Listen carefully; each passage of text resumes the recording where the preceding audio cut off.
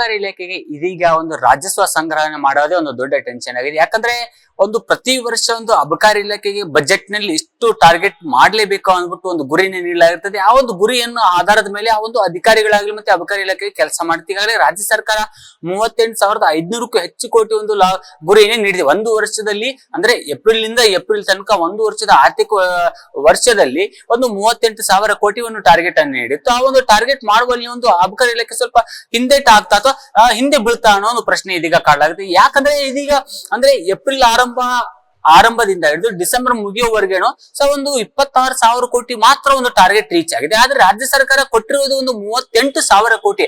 ಆ ಒಂದು ಉಳಿದಿರೋ ಒಂದು ಲೆಕ್ಕಾಚಾರ ನೋಡಿದ್ರೆ ಸುಮಾರು 11,000 ಕೋಟಿಗೂ ಅಧಿಕ ಒಂದು ಟಾರ್ಗೆಟ್ ರೀಚ್ ಆಗುವಲ್ಲಿ ವಿಫಲ ಆಗುತ್ತಾ ಅನ್ನೋ ಒಂದು ಪ್ರಶ್ನೆ ಕಾಡಲಾರಂಭಿಸಿದೆ. ಯಾಕಂದ್ರೆ ಈಗ ಇನ್ನು 3 ತಿಂಗಳು ಅಂದ್ರೆ ಈಗಾಗಲೇ ಜನವರಿ ಆರಂಭ ಆಗಿದೆ, ಫೆಬ್ರವರಿ, ಮಾರ್ಚ್, ಏಪ್ರಿಲ್ ಮೊದಲನೇ ವಾರದಲ್ಲಿ ಮತ್ತೆ ಏಪ್ರಿಲ್ ಫಸ್ಟ್ ಗೆ ಒಂದು ಏನು ಆರ್ಥಿಕ ವರ್ಷ ಆರಂಭ ಆಗುತ್ತೆ. ಆ ಒಂದು ಆರ್ಥಿಕ ವರ್ಷ ಆರಂಭ ಆಗೋದ್ರಿಂದ 3 ತಿಂಗಳಲ್ಲಿ 11,000 ಕೋಟಿ ಟಾರ್ಗೆಟ್ ರೀಚ್ ಆಗುತ್ತಾ ಅನ್ನೋ ಒಂದು ಪ್ರಶ್ನೆಗಳು ಕಾಡಲಾರಂಭಿಸಿದೆ. ಜೊತೆಗೆ ಇನ್ನು ನಾವು ಪ್ರತಿ ವರ್ಷ ಡಿಸೆಂಬರ್ ತಿಂಗಳಲ್ಲಿ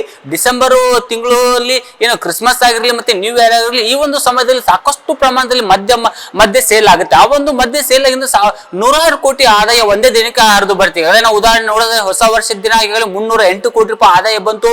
ಸೊ ಅಬಕಾರಿ ಇಲಾಖೆ ಹಾಕೊಂಡಿದ್ದು 250 ಕೋಟಿ ಬರ್ತಿ ಅಂದ್ಬಿಟ್ಟು ಒಂದು ಅಬಕಾರಿ ಇಲಾಖೆ ಒಂದು ವಿಚಾರ ಆಗಿತ್ತು. ಅದೇ ಆ ಒಂದು ನಿರೀಕ್ಷೆಗೂ ಮೀರಿ 308 ಕೋಟಿ ರೂಪಾಯಿ ಒಂದು ಆದಾಯ ಒಂದು ಅಬಕಾರಿ ಇಲಾಖೆಗೆ ಬಂದಿದೆ. ಜೊತೆಗೆ ಈ ಒಂದು ಆದಾಯ ಬಂದಿರೋದ್ರಿಂದ ಒಂದು ಕಡೆ ಎಲ್ಲೋ ಒಂದು ಮನಸ್ಸ ಸಂತೃಪ್ತಿ ಆದ್ರೆ, ಇನ್ನೊಂದು ಕಡೆ ಟಾರ್ಗೆಟ್ ರೀಚ್ ಆಗುವಲ್ಲಿ ಅಂದ್ರೆ ರಾಜಸ್ವ ಸಂಗ್ರಹಣೆ ಮಾಡುವಲ್ಲಿ ಸ್ವಲ್ಪ ಹಿಂದೆ ಬೀಳ್ತಿದ್ರೆ ಅನ್ನೋ ಪ್ರಶ್ನೆ ಅವಾಗಲೇ ಹೇಳಿದಂಗೆ ಕಾಡ್ತಿದೆ. ಯಾಕಂದ್ರೆ ಅಧಿಕಾರಿಗಳು ಇನ್ನು 3 ತಿಂಗಳಲ್ಲಿ ಟಾರ್ಗೆಟ್ ರೀಚ್ ಆಗ್ತಾರಾ ಅಥವಾ ಟಾರ್ಗೆಟ್ ರೀಚ್ ಆಗಲ್ವಾ ಅನ್ನೋದು ಸ್ವಲ್ಪ ಯಕ್ಷ ಪ್ರಶ್ನೆ ಆಗಿದೆ. ಯಾಕೆ ಈ ಒಂದು ಟಾರ್ಗೆಟ್ ರೀಚ್ ಆಗುವಲ್ಲಿ ಅಬಕಾರಿ ಇಲಾಖೆ ವಿಫಲ ಆಗ್ತಿದೆ ಅಂದ್ಬಿಟ್ಟು ನಾವು ಒಂದೊಂದೇ ವಿಚಾರವನ್ನು ಸೂಕ್ಷ್ಮವಾಗಿ ನೋಡಿದರೆ ರಾಜ್ಯದ ಗಡಿ ಭಾಗಗಳು, ಉದಾಹರಣೆಗೆ ಒಂದು ಬಳ್ಳಾರಿ ಆಗಿರ್ಲಿ, ಈ ಕಡೆ ಕೋಲಾರ ಆಗಿರ್ಲಿ, ಜೊತೆಗೆ ಒಂದು ಬೆಳಗಾವಿ ಆಗಿರ್ಲಿ, ಈ ಒಂದು ಗಡಿ ಭಾಗದಲ್ಲಿ ಅಕ್ಕಪಕ್ಕದ ರಾಜ್ಯಗಳಿಂದ ಕಡಿಮೆ ಪ್ರಮಾಣದಲ್ಲಿ ಒಂದು ಮದ್ಯ ಸಿಗುತ್ತೆ. ಸೊ ಹಾಗಾಗಿ ಆ ಭಾಗದ ಜನರು ಅಲ್ಲಿಂದ ಒಂದು ಹೆಚ್ಚಿನ ಮದ್ಯಗಳನ್ನು ಜಾಸ್ತಿ ತಗೊಂಡ್ಬರ್ತಾರೆ. ಜೊತೆಗೆ ಕಳೆದ ಒಂದು 2-3 ತಿಂಗಳ ಹಿಂದಷ್ಟೇ ಒಂದು ರಾಜ್ಯ ಸರ್ಕಾರ ಕೆಲವೊಂದಿಷ್ಟು ಬ್ರಾಂಡ್ಗಳ ದರನು ಸಹ ಒಂದು ಕಡಿಮೆ ಮಾಡ್ತು. ಸೊ ಹೀಗಾಗಿ ಅದರ ಎಫೆಕ್ಟ್ ಈ ಒಂದು